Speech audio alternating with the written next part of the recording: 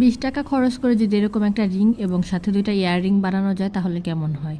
Hello everyone, আমি চৈতি। আজকে আমি আপনাদেরকে কুন্দন পাথর দিয়ে রিং এবং ইয়াররিং বানিয়ে দেখাবো। তো এখানে রিং বানানোর জন্য আমি 4টা করে কুন্দন এক লাইনে বসিয়েছি, আর এরকম লাইন বানাবো মোট 4টা। কুন্দনগুলো লাগানোর জন্য ইউজ করছি একটা ট্রান্সপারেন্ট পেপার, যেটা একটা পুরাতন ফাইল থেকে নিয়েছি, আর ইউজ করছি গ্লু B7000। এটার দাম মাত্র 110 টাকা। আর এই কুন্দন এবং গ্লু এবং এখানে যা যা দেখতে পাচ্ছেন সব কিছু আপনারা আমার পেজে পেয়ে যাবেন। এগুলি অর্ডার করতে স্ক্রিনে দেওয়া হোয়াটসঅ্যাপ নাম্বারে নক করতে পারেন।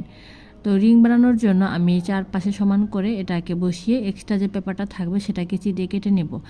আর কেটে নেওয়ার পর আমি এটাকে একটু আগুন দিয়ে সাইড দিয়ে পুড়িয়ে নিব যাতে শার্পনেসটা কমে যায়। আর এয়ার রিং বানানোর জন্য আমি 3টা করে কুন্দন এরকম 3টা লাইন করে নিয়েছি, কারণ রিংটা এত বড় হলে ভালো লাগবে না এই জন্য। এরপর এখানে আংটির বেস এবং কানের দুলের হুক B7000 গ্লু